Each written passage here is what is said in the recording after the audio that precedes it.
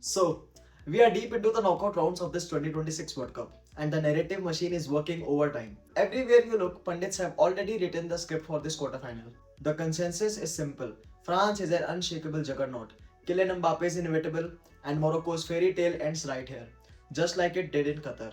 They assume Les Blues will cruise into the semi-finals without breaking a sweat, but they are completely blind to how much this tournament has shifted. Morocco has the exact tactical blueprint to blow this bracket wide open and send the favourites packing. We are breaking down the massive structural blind spot in Didier Deschamps' side that everyone is ignoring.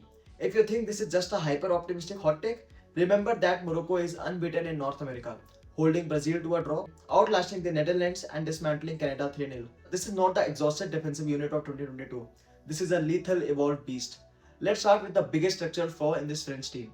When France beat Morocco 2-0 in 2022 semi-finals, their absolute cheat code was not Mbappe. It was Anthony Griezmann, playing as a hyper-intelligent box-to-box midfielder. He was the transitional glue, dropping into half spaces and constantly unlocking Morocco's lines. Fast forward to right now in July 2026, Griezmann has retired from international football, leaving a massive creative void in the center of the pitch. To compensate, Deschamps is deploying a heavily physical functional midfield pivot of Aurelien Tchouaméni and N'Golo Kanté to support a direct front four. On paper, it looks terrifyingly powerful. In reality, it lacks structural subtlety. Morocco's head coach Mohamed Aouabi has built a system that thrives on this exact predictability. Soufiane Amrabat is anchoring the midfield beautifully, and next to him, Azzedine Ounahi is a man possessed. Fresh off a sensational brace against Canada, this Moroccan midfield screen doesn't just block space, it suffocates passing lanes. Without a player of Griezmann's spatty intelligence to ghost between the lines, France's midfield pivot will struggle immensely to progress the ball centrally. They will look predictable, and predictability against a defensive block this organized is absolute suicide.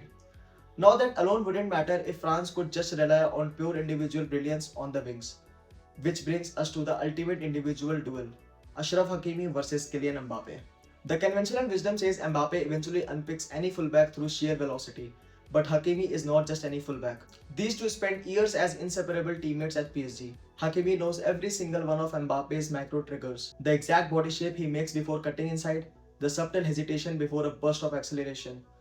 In 2022, Hakimi was forced to play defensively conservative because Morocco's backline was completely depleted by injuries. This summer, with Chadi Riyad and Issa Diop providing rock-solid, fully fit security behind him, Hakimi has the tactical freedom to engage Mbappe much higher up the pitch. But here's where the real trap springs. When Mbappe drifts inside, Theo Hernandez inevitably bombs forward to overlap and fill that left flank. This leaves a massive gaping canyon between the French left back. Morocco is not going to just sit back and absorb pressure, they are actively batting Theo forward. The moment Hakimi stalls Mbappe, Morocco will turn the ball over and launch a direct vertical strike into the massive space Theo has vacated. France's centre backs, William Saliba and Dayot Upamecano, are phenomenal, but if they are constantly forced to shift wide to cover an exposed flank in transition, their central defensive integrity collapses. Okay, so that's a defensive trap. But how do you actually punish a team as physically imposing as France on the counter? This is the ultimate loophole in the punditry right now. People are treating Morocco like the 2022 version that parked the bus and prayed for a wing sprint for Hakim Ziyech.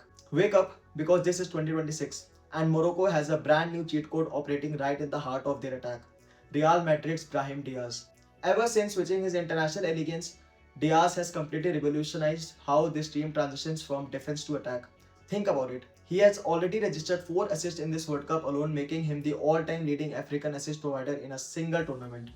He is the first African player in history to assist in consecutive matches in his opening appearances. In that round of 16 demolition of Canada, his ability to drop into pocket of space, escape tight pressure with a single turn, and pick out surgical defense-beating passes was pure world-class artistry.